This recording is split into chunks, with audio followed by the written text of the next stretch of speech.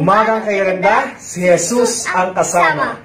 Welcome to our morning devotion for today, and I am Pastor Edwin Abag, your devotion leader.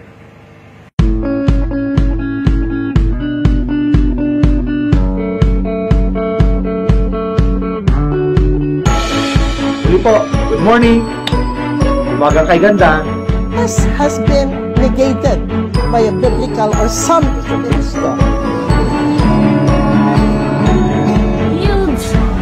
I am completed. I am rich. Let the Holy Spirit be our guide. Smile na po dyan.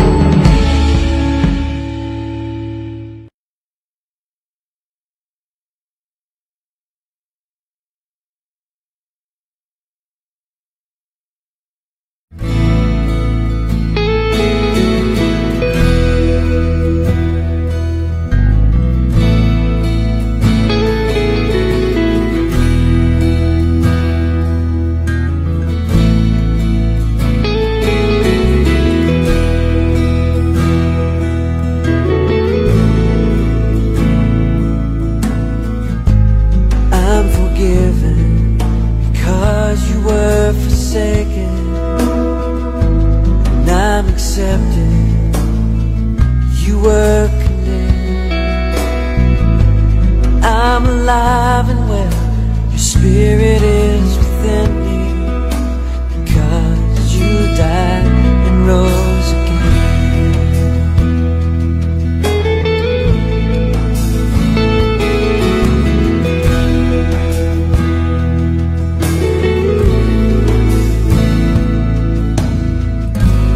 I'm forgiven because you were forsaken, and I'm accepted.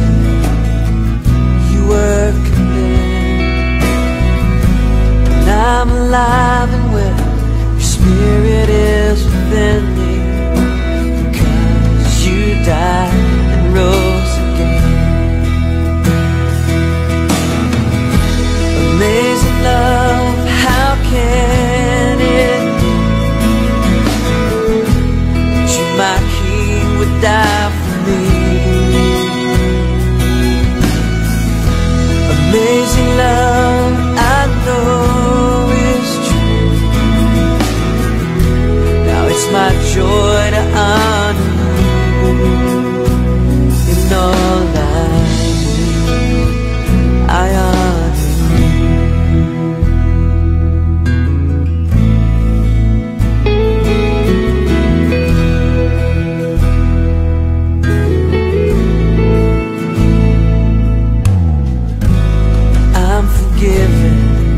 because you were forsaken. I'm accepted. You were condemned, and I'm alive and well. Your spirit is within me, because you died and rose again. Amazing love, how can it my King would die for me? Amazing love, I know is true. Now it's my joy to honor you. Amazing love, how can it be that my King would die for me? Amazing love, I know is true. Now it's my joy to honor you and all that I honor you. You are my King. You are my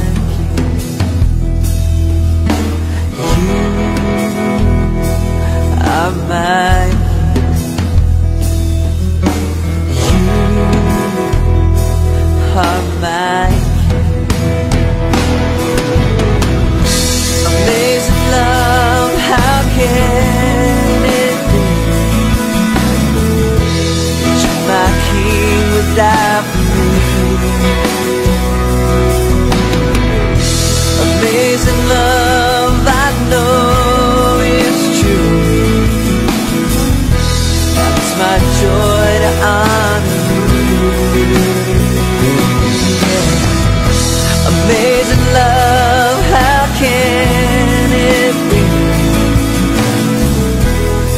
my King would die for me. Amazing love I know is true. Now it's my joy to honor you in all life. I honor you.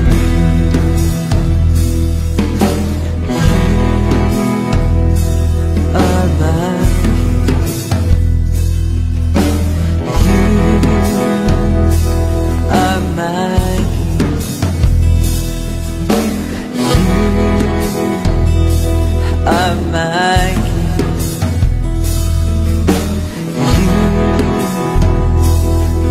mine. Jesus, you are mine. Jesus, you are mine.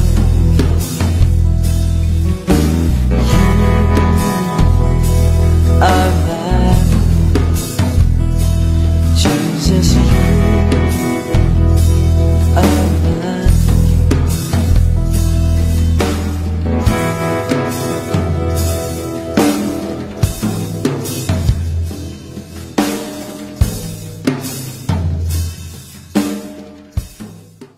Praise God! Purihin ang Diyos sa umagang ito na tayo muling magkakasama mga kapatid at sa ating pong pagbubulay ng Kanyang salita, tayo po ay manalangin. Aming Diyos na makapangyarihan sa lahat, nagpupuri at nagpapasalamat kami sa iyong gabay, sa iyong paggawad sa amin ng panibagong buhay, sa magdamag na kapahingahan, sa magdamag Panginoon na inyong patnubay sa amin at higit sa lahat sa pagtitipon mo po sa amin sa umagang ito, even though Panginoon na hindi kami nagkakasama-sama physically, but we do believe Panginoon spiritually we are one in praising you, in worshiping you in spirit and in truth Panginoon sa umagang ito. Hiling din namin Panginoon na linisin at patawarin mo kami sa aming mga pagkakasala at itago mo po kami sa iyong likuran Panginoon. Sa amin pong sa akin pong pagbabahagi ng iyong salita, pangunahan mo po ako, Panginoon. Ito po ang aking dalangin sa pangalan niyo, aming Panginoong Hesus. Amen. Amen. Tunay nga po na isa sa pinakamagandang pagbulay-bulayan po ay ang salitang pag-ibig. At ngayon po mga kapatid ay madalas nating narinig sa ating mga devotions yung word po na love. At alam niyo po ba, ang love po ay makailang beses pong inulit at binanggit po sa ating banal na kasulatan. At ang isa po sa pinakamaganda na pagpapahayag po ng pag-ibig ay ang mga talata po na matatagpuan sa Psalms 119 verse 41. Verse 41 po. Psalms 119 verse 41 at 42. Ito po ang sabi po ng ating banal na kasulatan. May your unfailing love come to me. Come to me, Lord, your salvation according to your promise. Then I can answer anyone who taunt me, for I trust in your word. Malamang mga kapatid, may mga pagkakataon sa ating buhay na dumarating na may mga tao na tayo ay nilalait, pinagtatawanan, lalo na sa atin pong pananampalataya, sa ating pagtitiwala at pagpapahayag ng salita ng Diyos. Naalala ko po yung panahon sa buhay ni Job na siya ay dumaranas po ng matinding pagsubok at kahirapan sa kanyang buhay. Nung marami na siyang nararamdamang makakanti sa kanyang katawan, ay sinabihan siya ng kanyang asawa na isumpa na ang Panginoon. Dahil nawalan po sila ng tiwala. Nawala ng tiwala yung pamilya ni Job, lalo na yung kanyang asawa, sa Panginoon ni Job na sa kanyang sinasamba. Pero hindi po natinag si Job. At anong nangyari kay Job? Nalampasan niya yung lahat ng problema ng kanyang buhay at ibinalik ng higit pa sa mga bagay na nawala sa kanya. Dahil ganun po yung pag-ibig ng Diyos kay Job.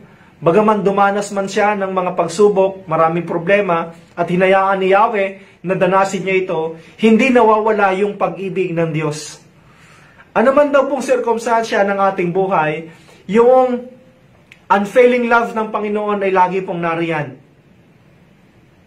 Kaya po, yung ating salmista, ito pong Psalms 119, ay mayaambing daw po sa pinagsamasamang perlas, threads of pearls. Pero sa kabuuan po mga kapatid, ay napakaraming karunungan po ang gustong ibahagi sa atin ng Psalms 119.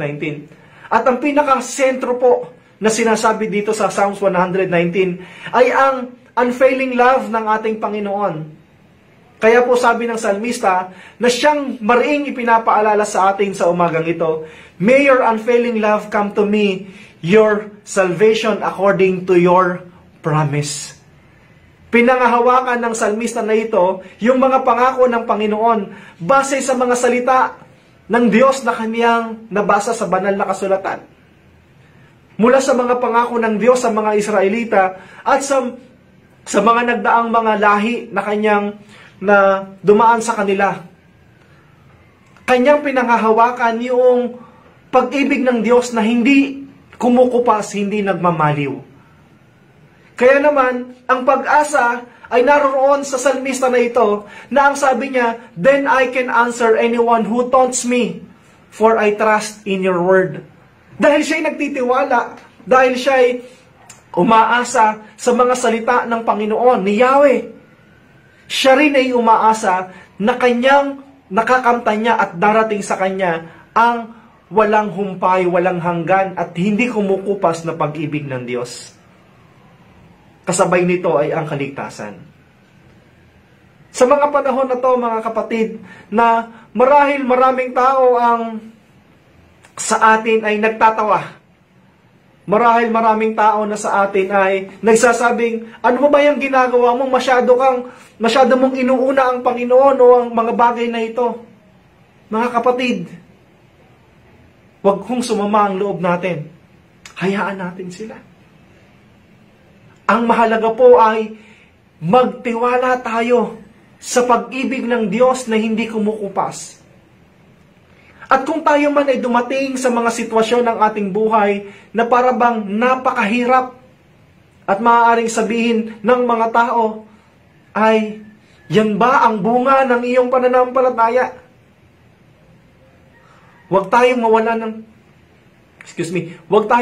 ng pag-asa at pagtitiwala. Dahil anuman po ang mangyari, walang sino man daw po ang makapaghihiwalay sa ating sa pag-ibig ng Diyos. Walang sino man ang makapaghihiwalay sa atin sa pag-ibig ng Diyos. Neither death, nor life, nor any principalities. Nothing can separate us from the love of God. Na kahit na mga kapatid tayo dumarating sa panahon na tayo nagkakasala, tayo ay naliligaw ng landas, ang pag-ibig ng Diyos ay naroroon pa rin. His unfailing love to us will always be there for us to fulfill all of God's promises. Ang lahat ng pangako ng Panginoon. At kung atin pong babasahin ang Biblia, makikita po natin ang pinakasentro ng mensahe ng Biblia ay yung salitang unfailing love. O sa Hebrew word na nagsasabing Hesed or God's unfailing love. At ito po yung pinaka-importante at pinakamahalagang terminolohiya or word sa Bible, yung love in unfailing love ng ating Panginoon. Marami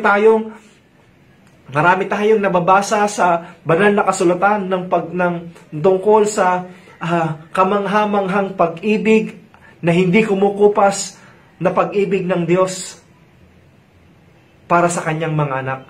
Na sa hirap at ginhawa, na despite mga kapatid, na sa ating pagnanais na tayo ay malayo, mapahiwalay sa Panginoon,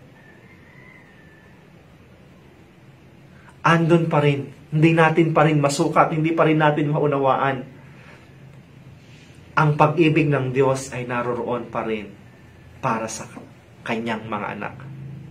Kaya naman, ang salmista po ay mariing binibigyan niya ng diin ang talatang unfailing love, ang salitang unfailing love. Upang sa ganon ay tayo'y paalalahanan sa ating relasyon sa Panginoon, maging sa ating patuloy na pagsasaliksik at pagtitiwala sa salita ng Diyos. Na ang kanyang mga pangako ay hindi tayo iiwanan ni pababayanan man. Sabi nga po sa Joshua chapter 1 verse 5, I will never leave you nor forsake you. Madalas nating nababasa ang pag-ibig ng Diyos at ang kanyang mga pangako. Ito po'y magkakaugnay na kung saan ito po'y patuloy na ipinabahagi at ipinagkakaloob sa atin ng Panginoon. Ang salita ng Diyos ay patuloy na nagbibigay sa atin ng kamanghaan at nagpapabilib sa atin sa kung paano tayo kamahal ng ating Panginoon. At gaano kalaki ang pagnanais ng Diyos na maiparamdam sa atin ang kanyang pag-ibig. Kaya nga po, gano'n na lang daw po ang pag-ibig ng Diyos, gano'n na lang ang pag-ibig ng Diyos sa ating sangkatauhan na kanyang ipinagkaloob ang kanyang kaisa-isang anak. Ipinagkaloob ng Diyos ang kanyang kaisa-isang anak para sa atin. At yung kanyang hindi nagmamaliw na pag-ibig ay laging nariyan para sa atin sa hirap man o sa ginhawa ng ating buhay. Kaya tayo naman ay hinahamon din ng Diyos. Hinahamon din ng mga talatang ito ng ating pag-ibig sa Diyos ay patuloy na naroroon na handang maglingkod sa Kanya at ibahagi sa Kanyang kapwa, sa ating kapwa, ang pag-ibig na ito na ating nararamdaman sa Panginoon. Mahalin natin ang kapwa, mahalin natin ang ating Diyos. Ito'y sukli natin sa walang hanggang pag-ibig ng Diyos para sa atin. Pagpalain po tayo ng salita ng Panginoon, purihin ng Diyos sa mensaheng ating narinig. Amen. At ngayon naman po, ay makakasama ko po ang aking anak na si Gel para samahan po tayo sa pananalangin.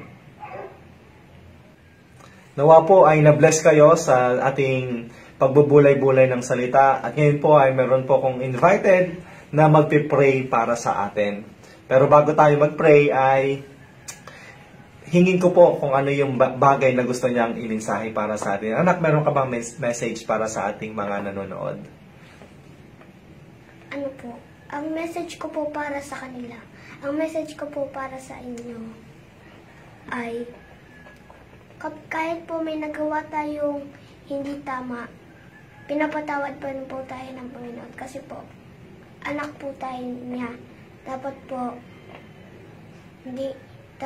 kasi po, ang pagmamahal niya po sa atin ay para lang po pagmamahal ng ating mga magulang. At ang kanyang pag-ibig ay walang hanggan. Walang hanggan. Sige, manalangin tayo. Manalangin ka. Papanalangin mo yung ating mga nanonood. Tapos, manalangin din ako. Sige, pray ka. Lord, alam po namin na kayo po yung mga pangyarihan sa lahat. Salamat po dito po sa ginagawa po ni Papa na umagang kay ganda. Sana po, Lord, na lahat po na nanonood na may matutunan po silang lesson. At Lord, sana rin po na lagi din po kami babantayan. Huwag niyo po lahat po ng mga nanonood at kami po ay huwag niyo po silang papabayaan. Lord, sana po sa mga masasamang espiritu ay huwag niyo po silang palapitan sa mga masasamang espiritu. Ipabantay niyo po sa inyo yung mga angels niyo sa kanila. Nawa po ay wala pong mangyari masama. Lord, alam po namin na marami po kami nagawang kasalanan sa inyo. Alam po namin na masyado pong marami yun. Alam po namin na maraming po yun. Kaya po ngayon po ay nagsisisi po kami. Hindi na po namin uulitin yun. Lord, at yung sa mga may sakit po na may COVID, sana po napagalingin niyo po sila. Kasi po, meron po akong napapanood na yung iba pong mga nagka-COVID ay namamatay po sila. Lord, with your own blood, huwag niyo po silang huwag niyo po silang hahayaan. In Jesus' name, we pray.